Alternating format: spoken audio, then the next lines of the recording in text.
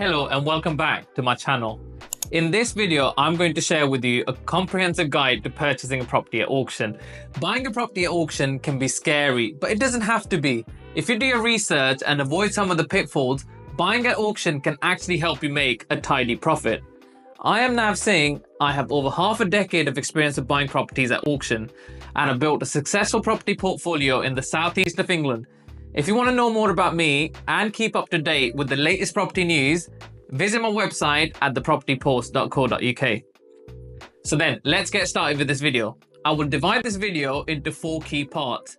First, we will talk about understanding your budget. Then, we will move on to auction costs and how they can add up if you're not careful.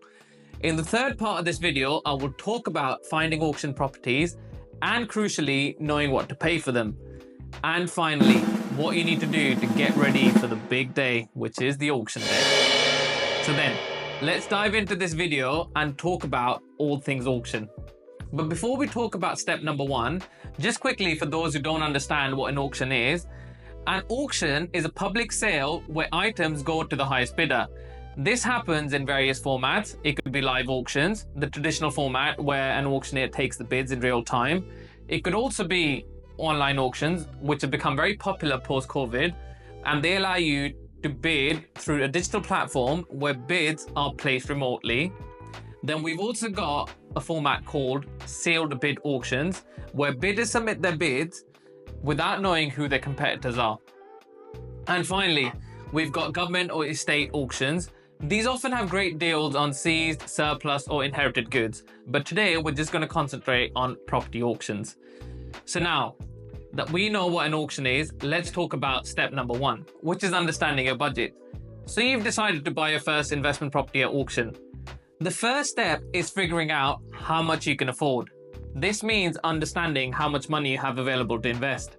You will be surprised at how many people actually don't understand this step. It sounds simple, but you have to understand exactly how much money you have available to invest and plan for any contingencies within your budget. Because trust me, things will come up and throw you off course. So you need to be prepared, and we can only do that if we fully understand what a budget is. So then, let's say I have a budget of £50,000 to invest, and I will fund 25% of the project with that and borrow the remainder through bridging or mortgage finance. For that, I will need to understand all the expenses before I determine my maximum bid. Auction purchases come with extra fees, and failing to factor them in can lead to some nasty surprises. So paying attention to this is very important. To help me calculate my numbers, I use a deal pricing spreadsheet which I've developed. If you'd like a copy of this, head over to my website and subscribe to the Property Post. We'll email you a copy so that you can try it out yourself. And this brings me on to step number 2, which is to understand the costs. Let's break down some of the key costs you'll encounter when buying at auction. These will be outlined in the special conditions of the legal pack, which you must read carefully. I strongly recommend having a conveyancer review your legal pack to avoid any nasty surprises in the future.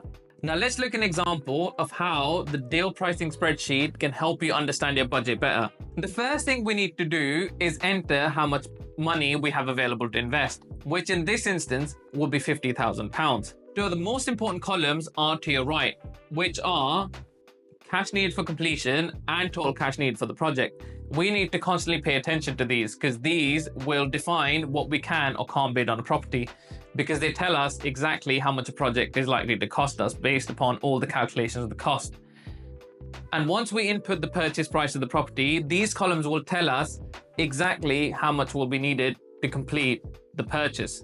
You will notice that the spreadsheet already has some fixed costs input into it. So let's talk about them. I have entered these fixed costs already because they're not linked to the purchase price of the property. By that, I mean that these costs are unlikely to change based upon the purchase price of the property and are fixed, regardless of the purchase price, whereas the rest of the costs will depend on the purchase price of the property.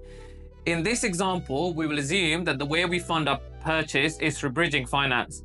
Remember, most auction purchases will have to be completed within 28 days of you securing the property, unless otherwise specified in the legal pack. So having money available is crucial, and bridging can help you with arranging money fast but will almost certainly come with a very high interest rate. So make sure that you understand the costs before committing to any type of finance. So then let's move on and look at some of these fixed costs. In the fixed cost column, we have solicitor costs, which I've input as £1,500. These are fixed regardless of the purchase price. Then we have building insurance. Now, the minute the hammer falls, you legally exchange contracts on a property at auction, and it becomes your responsibility to insure the property from day one. So factoring that in is critical into our costs for completion. Then we have searches. These form part of the legal pack. You will have to pay for them separate to the buyer's fee. Again, this will be listed in the special conditions of the legal pack. Then we've exit fee, which is linked directly to the bridging loan. Then the following costs of the title insurance and broker fee, which again form part of the bridging loan. So say based upon our investment amount, we think we can afford a property of £115,000. So let's input that into the purchase price column and see if we are able to afford a property worth £115,000. So once we've input the cost, you will see that the spreadsheet has calculated all the variable costs automatically. This is because these costs are directly linked with a percentage of the purchase price. But the crucial column to pay attention to is the one on the right, showing us how much money we need for completion. This shows that we have enough money to complete on a property. So we can target a property worth £115,000. Now you might think that we could potentially bid higher, but you will have to factor in renovation costs, for which we won't have any money left should we try and bid any higher. So I would allow for a decent margin for that depending on the condition of the property. Now let's look at some of the variable costs. Stamp duty as a second home buyer will incur a charge of 5% on the first £125,000. So based on a purchase price of £115,000, that would be £5,750. Bridging interest payments will be calculated directly as a result of how much we borrow, which in this instance is 75% of the purchase price. Another significant variable cost that you really need to pay attention to in the special conditions of the legal pack is what I call the buyer's fee. This could be classed as anything like seller's solicitor costs or admin fee, or it could also be both. This could vary from property to property and from one auction to the other. In this instance, I factored in a 4.2% buyer's fee, but you can expect to pay anywhere between 2 and 5%, and we'll have to calculate that as part of your project costs. There are some lots at auction that might not have these, but again, will depend on the special conditions of the sale. The only two columns that we haven't filled out are the renovation costs and sundry contingency costs, which we will only know about after we've seen the property to give us a better estimation of costs. By including these costs in a calculation, you'll know exactly how much you can bid without overstretching your budget. This is why understanding your budget and your costs are so critical at auction. Remember, this is an investment, not your home. Always think with your head, not your heart. If the numbers work, the deal works. If they don't, move on to the next property. And this neatly brings me on to step number 3, how to find auction properties and crucially, what to pay for them. Once you have a budget set, it's time to start looking for a property. The easiest way to do this is a simple Google search. Type in auction properties available in your location. For me, that would be Kent, to see your current listings. You should also check major property websites like Zoopla and Rightmove. Keep in mind that some of the smaller auction houses don't list their properties on every platform. So do your due diligence to ensure you're seeing all available options. So let's look at an example of how to find auction properties and how I decide what is appropriate to pay for it. Remember, from our deal pricing spreadsheet, we know that we can bid for properties around £115,000. Auction properties are typically listed with a guide price, which is often lower than what the seller is actually willing to accept. Each property will have a reserve price. A reserve price is the minimum price the seller is willing to sell that property for. You will not know what the reserve price is, but you can expect it to be upwards of 10% of the guide price. With that in mind, let's look what's available within our budget. To do that, we're going to do a simple Google search, type in auction properties available in a location to see your current listings. In this instance, we're going to look at Zoopla as a reference to look for auction properties.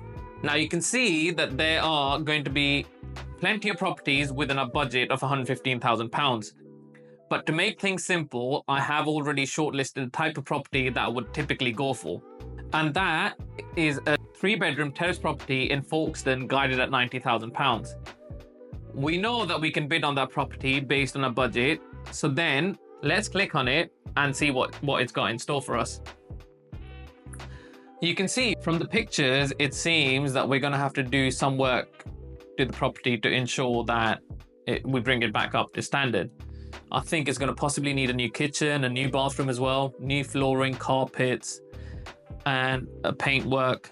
And you can see that there is also a damp patch that might need investigating when we go and view the property. You will also see that the property has an EPC rating of D, which is not the worst. So now let's look at the green column. On the right hand side, and this is where knowing what to pay for the property comes in. Most people will look at the average price of a 3-bed in that area and decide the property is worth £277,000. But that's not how it really works. What you really need to look at is the average square foot price of this property and in that postcode, which in this instance is 254 per square foot. Now let's look at the floor plan of the property and what it says. The floor plan of the property tells us that the built-up area of the property is 697 square foot, meaning that the property, once done up to a standard, would be somewhere in the region of, to do simple maths, 697 square foot times by £254 per square foot, meaning somewhere in the region of £177,000. Do not just simply make the mistake of going on average price in that postcode. You have to make sure that you consider the size of the property, the type of the property, and the condition of the property before you decide what your final bid will be. So with that in mind, we will input our selling price in a deal pricing spreadsheet. The green extension on the web browser that you can see is from a website called the Property Data, and is based on actual sold prices from the land registry. So you can go over to the website and check it out.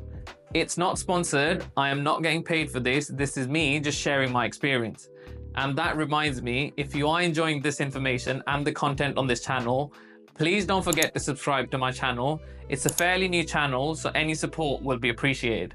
Now, having had a look at the pictures just tentatively without viewing the property, I realized that we haven't updated renovation costs. We said that the property would need a new kitchen, a bathroom, along with flooring and changes in carpet.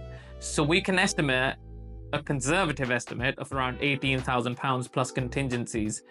And that would bring our total cost to £156,000. But to get there, we have to spend £70,000, and that is an overspend of £20,000. So now you know if you want to reduce your bid, based upon this information, you can. Or if you want to proceed with this property, you will have to find more money.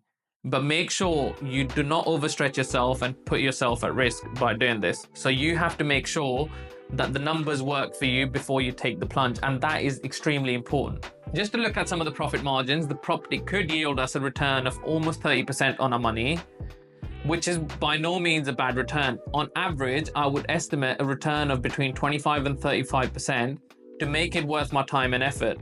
So this property would fit right into my criteria for investment. But that is me. You can start small. When I first started, I used to budget to break even just to gain some experience and build relationships within the trade. So your strategy needs to fit your goals and your priorities, not what people say. Also, the criteria can change once you've viewed the property. The property might not need a lot of work, or sometimes a lot less. And this is why viewing a property is so essential. You need to know what you're going to be dealing with. And this brings me on to our fourth and final step, organized for the auction day. Now you're ready to invest, you have a budget, and you know about majority of the costs.